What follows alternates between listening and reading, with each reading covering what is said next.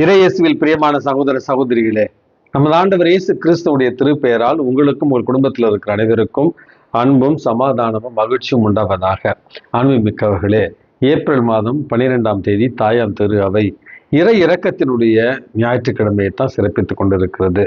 அன்பு மிக்கவர்களே, கருணையினுடைய ஞாயிற்றுக்கிழமை அல்லது கடவுள் இரக்கத்தின் ஞாயிறு அப்படி என்று பல்வேறு பெயர்களில் தான் இந்த பெருவிழாவை நம்ம கொண்டாடி கொண்டிருக்கிறோம்.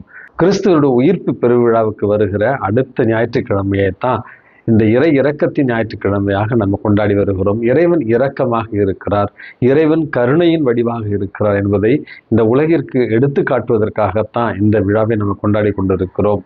அன்பு மிக்கவர்களே, இந்த விழாவானது கிபி 2000 ஜூப்ளி ஆண்டுல திருத்தந்தை புனித 2ஆம் ஜான் பால் அவர்களால் முதலாக கொண்டாடப்படுவதற்கு வழிவகை செய்யப்பட்டது. அதற்கு பிறகு புனித திருத்தந்தை 2ஆம் ஜான் பால் இறை இறக்கத்தின் ஞாயிற்றுக்கிழமைக்கு முந்தின நாள் இரவு 2005ஆவது ஆண்டு இறைவனடி சேர்ந்தார்.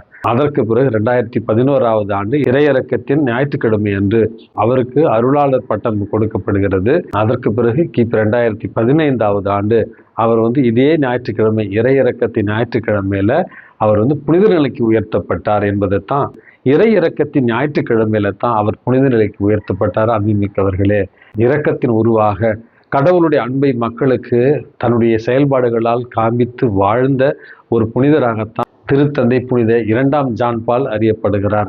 ஆகவே அவருக்கும் இறை இரக்கத்திற்கும் உள்ள தொடர்பை நம்மால் புரிந்து கொள்ள முடியும். அன்புமிக்கவர்களே, நான் வாழ்கிற இந்த மனித உலகம் என்பது பல்வேறு துன்பங்களால் இன்றைக்கு அலங்கோலமாக இருக்கிறது என்பதுதான் நிதர்சனமான ஒரு உண்மை. இரக்கமே இல்லையா இந்த மனிதர்களுக்கு என்று நாம் கேள்வி கேட்கிற அளவுக்கு போர் சூழ்ந்திருக்கிற ஒரு காலச்சூழலை நம்ம வாழ்ந்து கொண்டிருக்கிறோம். தொடர்ந்து 42 நாட்களாக நம்ம ஜெபித்து கொண்டிருக்கிறோம். ஈரான், இஸ்ரேல் மற்றும் அமெரிக்க நாடுகளுக்கிடையே போர் உண்மையாகவே நிறுத்தப்பட வேண்டும் என்று கடந்த 2 ஆண்டுகளாகவே இஸ்ரேல் பாலஸ்தீன போர் நடந்து கொண்டிருக்கிறது.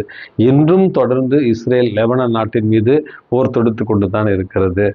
கடந்த 3-4 ஆண்டுகளாக ரஷ்யா உக்ரைன் போர் தொடர்ந்து உக்கிரமாகத்தான் இருந்து கொண்டிருக்கிறது. இப்படி பார்த்தோம் என்றால் நாம் வாழ்கிற இந்த உலகம் நம்முடைய கண் முன்னே கொஞ்சம் கொஞ்சமாக இரக்கம் இல்லாமல் அழிந்து கொண்டிருப்பதைத்தான் இன்றைக்கு நாம பார்த்து கொண்டிருக்கிறோம்.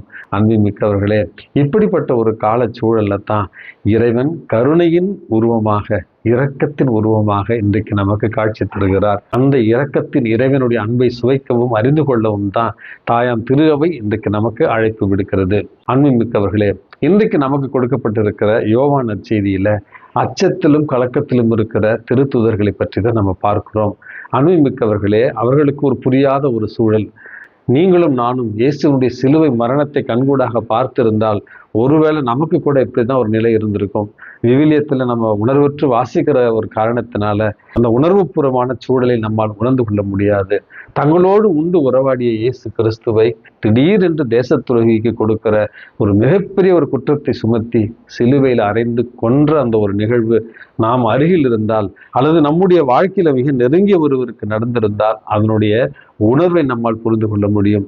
அப்படிப்பட்ட ஒரு சூழல்ல தான் எல்லாம் முடிந்து விட்டது என்று தங்களுக்கு தாங்களே நம்பிக்கையின் கதவுகளை மூடிக்கொண்டு அச்சத்துல பயத்துல இருக்கிற திரு தூதர்களுடைய கதவுகளை திறக்கிறார் நமது ஆண்டவர் இயேசு கிறிஸ்து. அன்புமிக்கவர்களே, அவநம்பிக்கையற்று இருந்த அந்த கல்லறையின் கல்லையே புரட்டிய நமது ஆண்டவர் இயேசு கிறிஸ்துவுக்கு இந்த ஒரு கதவு எம்மாத்திரம் பூட்டிய கதவுக்குள்ளே இருந்த திரு தூதர்களை நமது ஆண்டவர் இயேசு கிறிஸ்து இன்றைக்கு சந்திக்கிறார். அமைதியற்ற ஒரு சூழல் என்று சொன்னேன், மனக்குழப்பமான ஒரு சூழல் என்று சொன்னேன், அச்சம் நிறைந்த ஒரு சூழல் என்று சொன்னேன். இந்த ஒரு சூழல்ல தான் இன்றைக்கு நமக்கு நமது ஆண்டவர் இயேசு கிறிஸ்து உயிர்த்த ஆண்டவர் இயேசு கிறிஸ்து கொடுக்கிற முதல் செய்தி, உங்களுக்கு அமைதி உண்டாகுக. நிச்சயமாக இயேசு தருகிற அந்த அமைதி இந்த உலகத்திற்கும் இந்த நாட்டிற்கும் நம்முடைய உள்ளத்திற்கும் தேவையாக இருக்கிறது என்பதுதான் நிதர்சனமான ஒரு உண்மை. இறைவனிடத்துல இன்றைக்கு அமைதி உண்மையாகவே உலகத்திலும் நாட்டிலும் நம்முடைய உள்ளத்திலும் நம்முடைய வீட்டிலும் கிடைக்க வேண்டும் என்பதற்காக ஜெபிக்க இறைவனிடத்துல இன்றைக்கு மன்றாடி ஜெபிப்போம். காரணம், அவரே கொடுக்கிற மிகப்பெரிய ஒரு ஆசீர்வாதம், உங்களுக்கு அமைதி உண்டாகுக. இரண்டாவது ஒரு அழகான செய்தியாக இன்றைக்கு நம்ம பார்ப்பது திருத்தூதர் தோமா.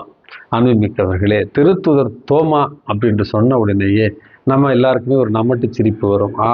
சந்தேக தோமா, அல்லது டவுட்டிங் தாமஸ் அப்படி என்று நம்ம எல்லோருமே ஒரு நீதி இருக்கையில் அமர்ந்து கொண்டு ஆமாம் இருந்தாலும் தோமா அப்படி செஞ்சிருக்க கூடாது, 3 வருஷமா அவர் கூட இருந்துட்டு அவரை கண்டால் ஒழிய நான் நம்ப மாட்டேன், ஈட்டால் குத்தப்பட்ட அவருடைய விழாவில் என் கைகளை இட்டால் ஒழிய நான் நம்ப மாட்டேன் அப்படி என்று சொல்லியிருக்க கூடாது. எப்படி அவர் சொல்லியிருக்கலாம்? ஒரு நம்பிக்கையற்ற தோமா, டவுட்டிங் தாமஸ் அப்படி என்று.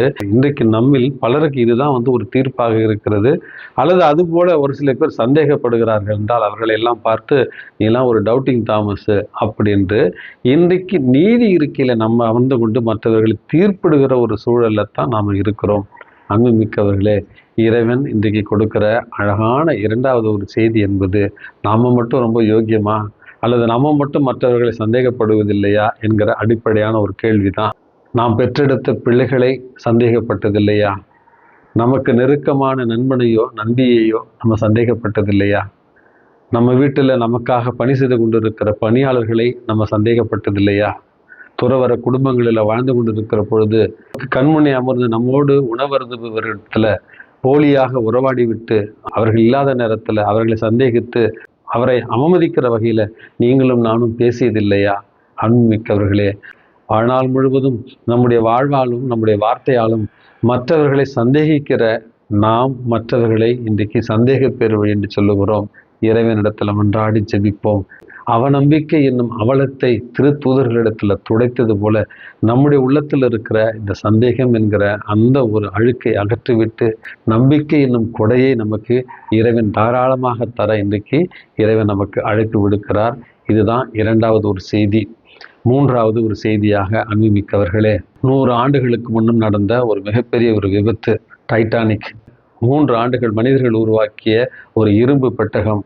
எங்களால் முடியாதது எதுவும் இல்லை, கடவுளால் கூட இந்த டைட்டானிக் கப்பலை அழிக்க முடியாது அப்படி என்று ஆணவத்தாலும் தற்பெருமையாலும் கடலில் மிதக்க விடப்பட்ட மனிதனால் உருவாக்கப்பட்ட செயற்கை அரண்மனை இயற்கையான ஒரு பனிமலை மீது மோதியது.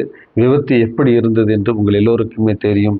ஆகவே அன்புமிக்கவர்களே, எங்களால் எல்லாம் முடியும், நான் தான், எனக்கு மட்டும்தான் அப்படி என்று பல்வேறு நிலைகளில் தற்பெருமையாலும் சுயநலத்தாலும் நம்ம இருக்கிற நேரத்தில் நம்பிக்கை என்னும் ஆசீர்வாதத்தால் இறைவன் நம்ம இன்றைக்கு ஆசீர்வதிக்க வருகிறார்.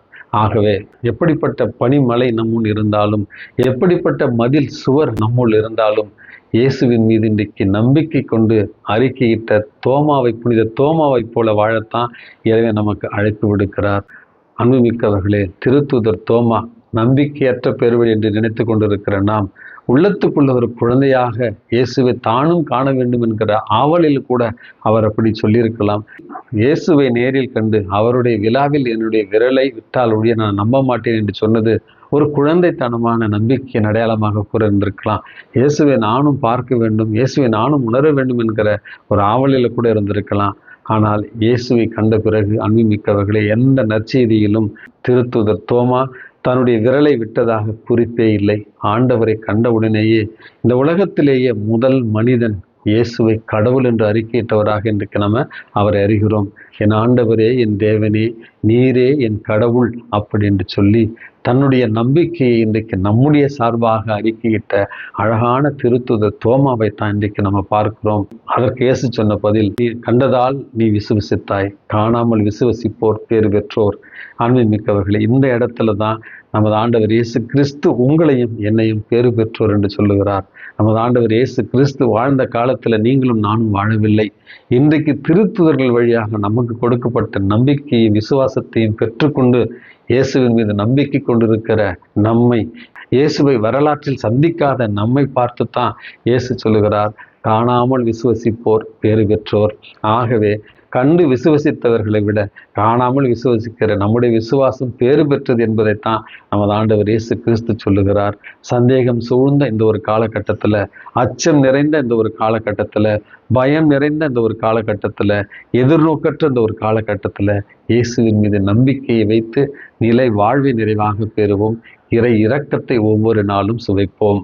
எல்லாம் உள்ள இறைவன் தந்தை, மகன், தூய ஆவி உங்களையும் உங்கள் குடும்பத்தில் இருக்கிற அனைவரையும் நிறைவாக ஆசீர்வதித்து பாதுகாத்து வழி நடத்துவாராக.